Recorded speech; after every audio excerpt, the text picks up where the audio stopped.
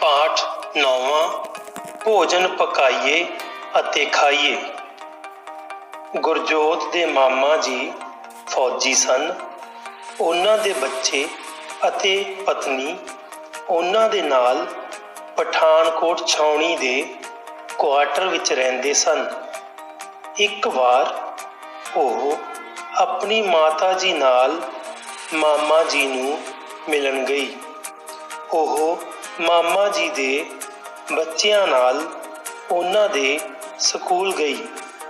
ਉਸਨੇ ਅੱਧੀ ਛੁੱਟੀ ਸਮੇਂ ਜਮਾਤ ਦੇ ਸਾਰੇ ਬੱਚਿਆਂ ਨਾਲ ਮਿਲ ਕੇ ਖਾਣਾ ਖਾਧਾ।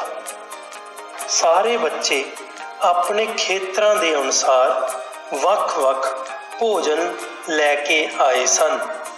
ਬੱਚੇ ਖਾਣੇ ਵਿੱਚ ਤਾਮਿਲਨਾਡੂ ਦਾ ਇਡਲੀ ਸਾਂਬਰ, ਬੰਗਾਲ ਦੇ ਮੱਛੀ ਚਾਵਲ, ਪੰਜਾਬ ਦੀ ਮੱਕੀ ਦੀ ਰੋਟੀ ਅਤੇ ਸਰੋਂ ਦਾ ਸਾਗ, ਰਾਜਸਥਾਨ ਦਾ ਦਾਲ ਬਾਟੀ ਚੂਰਮਾ ਅਤੇ ਪੂਰਬੀ ਖੇਤਰਾਂ ਵਾਲੇ ਮੋਮੋਜ਼ ਵੀ ਲੈ ਕੇ ਆਏ ਹੋਏ ਸਨ।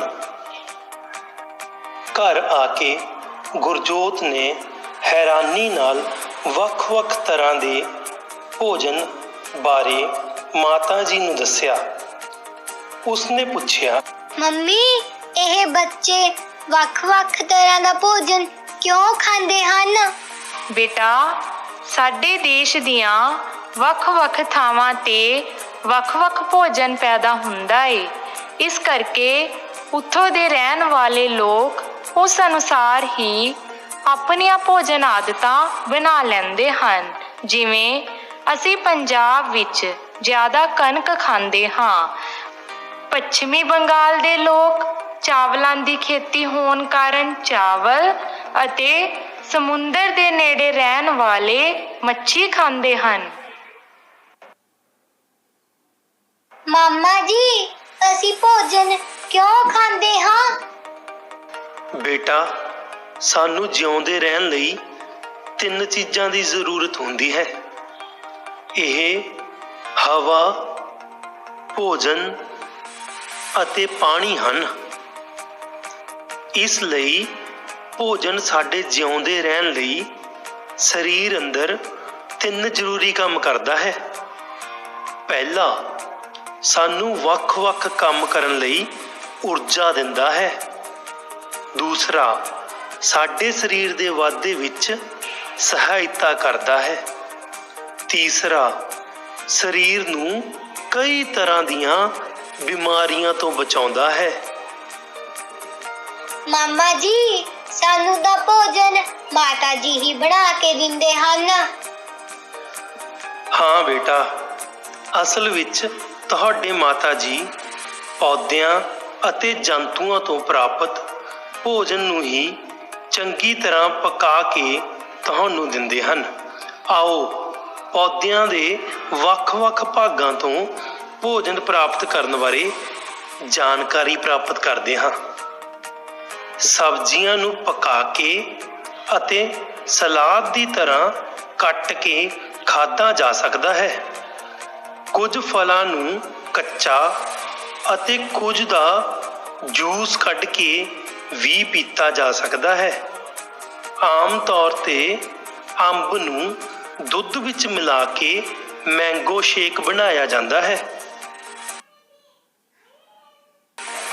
ਮਾਮਾ ਜੀ, ਦੁੱਧ ਤਾਂ ਜਾਨਵਰਾਂ ਤੋਂ ਮਿਲਣ ਵਾਲਾ ਭੋਜਨ ਹੈ। ਬੇਟਾ, ਅਸੀਂ ਆਪਣੀ ਖੁਰਾਕ ਦਾ ਕੁਝ ਹਿੱਸਾ ਜਾਨਵਰਾਂ ਤੋਂ ਵੀ ਪ੍ਰਾਪਤ ਕਰਦੇ ਹਾਂ।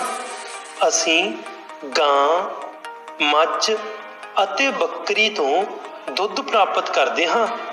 ਇਸੇ ਦੁੱਧ ਤੋਂ ਹੀ ਦਹੀਂ, ਲੱਸੀ, ਪਨੀਰ, ਮੱਖਣ, ਘਿਓ ਆਦਿ ਤਿਆਰ ਕੀਤੇ ਜਾਂਦੇ ਹਨ। ਮਾਰੂਥਲ ਦੇ ਲੋਕ ਊਠਣੀ ਦਾ ਦੁੱਧ ਵੀ ਪੀਂਦੇ ਹਨ। ਪਹਾੜੀ ਖੇਤਰਾਂ ਵਿੱਚ ਯਾਕ ਦਾ ਦੁੱਧ ਵਰਤਿਆ ਜਾਂਦਾ ਹੈ। ਮੁਰਗੀ, ਬੱਤਖ, ਮੱਛੀ ਆਦਿ ਤੋਂ ਸਾਨੂੰ ਮੀਟ ਅਤੇ ਆਂਡੇ ਵੀ ਮਿਲਦੇ ਹਨ। ਭੋਜਨ ਦੇ ਪੋਸ਼ਕ ਤੱਤ। ਬੇਟਾ, ਜਿਹੜਾ ਭੋਜਨ ਅਸੀਂ ਖਾਂਦੇ ਹਾਂ ਉਸ ਵਿੱਚ ਕੁਝ ਜ਼ਰੂਰੀ ਪੋਸ਼ਕ ਤੱਤ ਹੁੰਦੇ ਹਨ। ਪਹਿਲਾ, ਕਾਰਬੋਹਾਈਡਰੇਟਸ ਅਤੇ ਚਰਬੀ ਸਾਡੇ ਸਰੀਰ ਨੂੰ ਊਰਜਾ ਦਿੰਦੇ ਹਨ।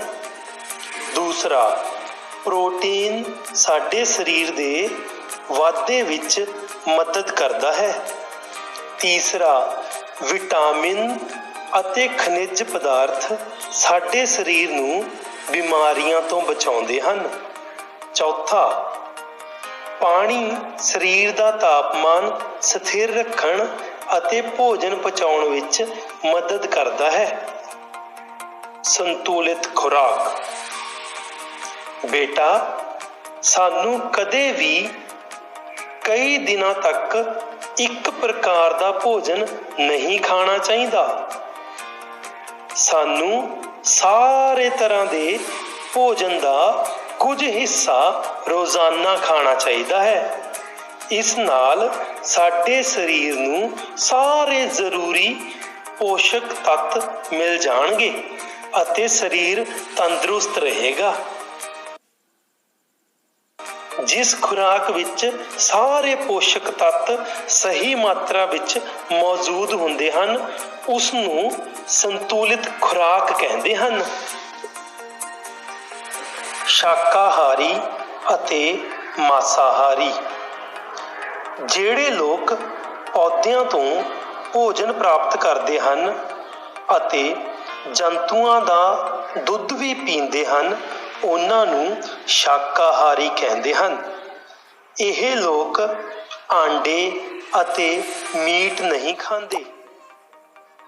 ਜਿਹੜੇ ਲੋਕ ਭੋਜਨ ਵਿੱਚ ਮੀਟ ਅਤੇ ਆਂਡਾ ਖਾਂਦੇ ਹਨ ਉਹਨਾਂ ਨੂੰ ਆਮ ਤੌਰ ਤੇ ਮਾਸਾਹਾਰੀ ਕਹਿੰਦੇ ਹਨ।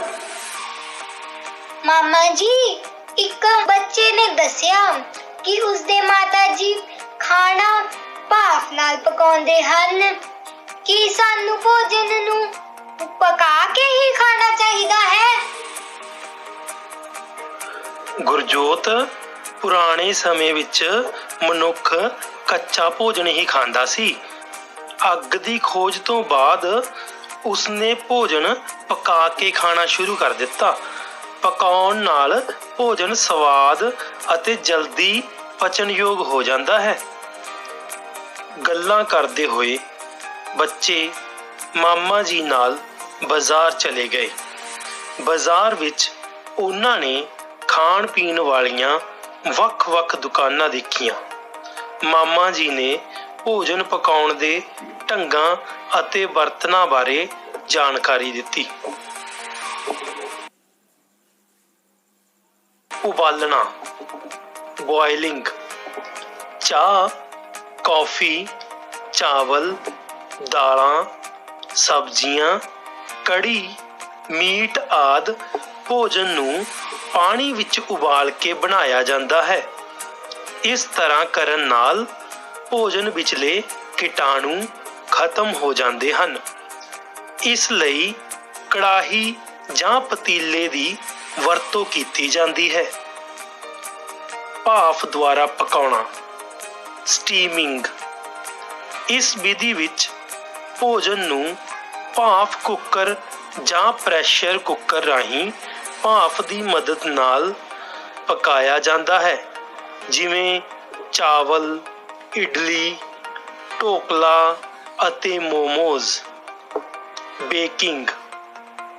ਇਸ ਵਿਧੀ ਵਿੱਚ ਭੋਜਨ ਨੂੰ ਭੱਠੀ ਵਿੱਚ ਰੱਖ ਕੇ ਸੇਕ ਨਾਲ ਪਕਾਇਆ ਜਾਂਦਾ ਹੈ, ਜਿਵੇਂ ਕੇਕ, ਬਿਸਕੁਟ, ਬ੍ਰੈਡ, ਡਬਲ ਰੋਟੀ ਅਤੇ ਪੈਟੀਜ਼ ਆਦਿ। ਭੁੰਨਣਾ, ਰੋਸਟਿੰਗ। ਛੱਲੀ, ਪਾਪੜ, ਸ਼ੱਕਰਕੰਦੀ ਆਦਿ ਭੋਜਨ ਨੂੰ ਸਿੱਧਾ ਅੱਗ ਤੇ ਭੁੰਨ ਕੇ ਪਕਾਇਆ ਜਾਂਦਾ ਹੈ। ਤਲਣਾ, ਫਰਾਈਂਗ। ਇਸ ਵਿਧੀ ਰਾਹੀਂ ਭੋਜਨ ਨੂੰ ਗਰਮ ਤੇਲ ਵਿੱਚ ਤਲ ਕੇ ਪਕਾਇਆ ਜਾਂਦਾ ਹੈ, ਜਿਵੇਂ ਪੂਰੀਆਂ, ਪਕੌੜੇ, ਸਮੋਸੇ ਅਤੇ ਜਲੇਬੀਆਂ ਆਦਿ। ਭੋਜਨ ਪਕਾਉਣ ਲਈ ਬਰਤਨ। ਆਮ ਤੌਰ ਤੇ ਲੋਕ ਭੋਜਨ ਪਕਾਉਣ ਲਈ ਕਈ ਤਰ੍ਹਾਂ ਦੇ ਬਰਤਨਾਂ ਦੀ ਵਰਤੋਂ ਕਰਦੇ ਹਨ। ਘਰਾਂ ਵਿੱਚ ਛੋਟੇ ਅਤੇ ਢਾਬੇ ਵਿੱਚ ਵੱਡੇ ਬਰਤਨਾਂ ਦੀ ਵਰਤੋਂ ਕੀਤੀ ਜਾਂਦੀ ਹੈ। ਪੁਰਾਣੇ ਸਮੇਂ ਵਿੱਚ ਲੋਕ ਮਿੱਟੀ ਦੇ ਭਾਂਡੇ ਵਰਤਦੇ ਸਨ, ਪਰ ਦੁੱਧ ਨੂੰ ਗਰਮ ਕਰਨ ਲਈ ਅਤੇ ਸਾਗ ਬਣਾਉਣ ਲਈ ਮਿੱਟੀ ਦੇ ਭਾਂਡਿਆਂ ਦੀ ਵਰਤੋਂ ਹੁਣ ਵੀ ਕੀਤੀ ਜਾਂਦੀ ਹੈ। ਅੱਜ-ਕੱਲ੍ਹ ਲੋਹੇ, ਐਲੂਮੀਨੀਅਮ, ਤਾਂਬੇ, ਪਿੱਤਲ ਅਤੇ ਸਟੀਲ ਦੇ ਬਰਤਨਾਂ ਦੀ ਵਰਤੋਂ ਕੀਤੀ ਜਾਂਦੀ ਹੈ। ਇਸ ਤੋਂ ਇਲਾਵਾ ਨਾਨ ਸਟਿਕ ਬਰਤਨ ਵੀ ਵਰਤੇ ਜਾਂਦੇ ਹਨ। ਚੁੱਲ੍ਹੇ ਅਤੇ ਬਾਲਣ। ਭੋਜਨ ਨੂੰ ਪਕਾਉਣ ਲਈ ਕਈ ਪ੍ਰਕਾਰ ਦੇ ਚੁੱਲ੍ਹੇ ਅਤੇ ਬਾਲਣ ਵਰਤੇ ਜਾਂਦੇ ਹਨ। ਪਿੰਡਾਂ ਵਿੱਚ ਭੋਜਨ ਪਕਾਉਣ ਲਈ ਮਿੱਟੀ ਦੇ ਚੁੱਲ੍ਹੇ, ਤੰਦੂਰ ਅਤੇ ਅੰਗੀਠੀਆਂ ਦੀ ਵਰਤੋਂ ਕੀਤੀ ਜਾਂਦੀ ਹੈ। ਇਹਨਾਂ ਵਿੱਚ ਗੋਹੇ ਦੀਆਂ ਪਾਥੀਆਂ, ਲੱਕੜ ਅਤੇ ਕੋਲੇ ਦੀ ਵਰਤੋਂ ਕੀਤੀ ਜਾਂਦੀ ਹੈ। ਇਸ ਤਰ੍ਹਾਂ ਨਾਲ ਭੋਜਨ ਪਕਾਉਣ ਤੇ ਬਹੁਤ ਧੂਆਂ ਪੈਦਾ ਹੁੰਦਾ ਹੈ ਅਤੇ ਵਾਤਾਵਰਨ ਪ੍ਰਦੂਸ਼ਿਤ ਹੁੰਦਾ ਹੈ। ਇਸ ਧੂਏ ਨਾਲ ਖਾਣਾ ਪਕਾਉਣ ਵਾਲੇ ਨੂੰ ਸਾਹ ਦੀਆਂ ਬਿਮਾਰੀਆਂ ਵੀ ਹੋ ਸਕਦੀਆਂ ਹਨ। ਇਸ ਲਈ ਅੱਜ-ਕੱਲ੍ਹ ਗੋਬਰ ਗੈਸ ਦੀ ਵਰਤੋਂ ਭੋਜਨ ਪਕਾਉਣ ਲਈ ਕੀਤੀ ਜਾਂਦੀ ਹੈ। ਬੱਚਿਓ, ਸ਼ਹਿਰ ਵਿੱਚ LPG ਤਰਲ ਪੈਟਰੋਲੀਅਮ ਗੈਸ ਸਿਲੰਡਰ ਤੇ ਚੱਲਣ ਵਾਲੇ ਚੁੱਲ੍ਹਿਆਂ ਅਤੇ ਭੱਠੀਆਂ ਦੀ ਵਰਤੋਂ ਕੀਤੀ ਜਾਂਦੀ ਹੈ। ਹਲਵਾਈ ਮਠਿਆਈ ਬਣਾਉਣ ਲਈ ਡੀਜ਼ਲ ਅਤੇ ਮਿੱਟੀ ਦੇ ਤੇਲ ਤੇ ਚੱਲਣ ਵਾਲੀਆਂ ਭੱਠੀਆਂ ਦੀ ਵਰਤੋਂ ਕਰਦੇ ਹਨ। ਸੂਰਜੀ ਊਰਜਾ ਤੋਂ ਚੱਲਣ ਵਾਲੇ ਸੋਲਰ ਕੁੱਕਰ ਅਤੇ ਬਿਜਲੀ ਤੇ ਚੱਲਣ ਵਾਲੇ ਮਾਈਕ੍ਰੋਵੇਵ ਓਵਨ ਵੀ ਖਾਣਾ ਬਣਾਉਣ ਲਈ ਵਰਤੇ ਜਾਂਦੇ ਹਨ। ਮਾਮਾ ਜੀ ਦੀਆਂ ਗੱਲਾਂ ਬਹੁਤ ਜਾਣਕਾਰੀ ਭਰਪੂਰ ਸਨ। ਸਾਰੇ ਬੱਚੇ ਹੱਸਦੇ ਖੇਡਦੇ ਘਰ ਵਾਪਸ ਆ ਗਏ। ਯਾਦ ਰੱਖਣ ਯੋਗ ਗੱਲਾਂ। ਮਨੁੱਖ ਨੂੰ ਜਿਉਂਦੇ ਰਹਿਣ ਲਈ ਹਵਾ, ਪਾਣੀ ਅਤੇ ਭੋਜਨ ਦੀ ਜ਼ਰੂਰਤ ਹੁੰਦੀ ਹੈ। ਭੋਜਨ ਵਿੱਚ ਕਾਰਬੋਹਾਈਡਰੇਟਸ, ਚਰਬੀ, ਪ੍ਰੋਟੀਨ, ਵਿਟਾਮਿਨ ਅਤੇ ਖਣਿਜ ਪਦਾਰਥ ਆਦਿ ਜ਼ਰੂਰੀ ਪੋਸ਼ਕ ਤੱਤ ਹੁੰਦੇ ਹਨ। ਸੰਤੁਲਿਤ ਖੁਰਾਕ ਵਿੱਚ ਸਾਰੇ ਪੋਸ਼ਕ ਤੱਤ ਮੌਜੂਦ ਹੁੰਦੇ ਹਨ। ਮਨੁੱਖ ਆਪਣਾ ਭੋਜਨ ਪੌਦਿਆਂ ਅਤੇ ਜਾਨਵਰਾਂ ਤੋਂ ਪ੍ਰਾਪਤ ਕਰਦੇ ਹਨ। ਸਾਡੇ ਘਰਾਂ ਵਿੱਚ ਵਰਤੇ ਜਾਂਦੇ ਸਿਲੰਡਰਾਂ ਵਿੱਚ LPG ਜਾਂ ਤਰਲ ਪੈਟਰੋਲੀਅਮ ਗੈਸ ਹੁੰਦੀ ਹੈ।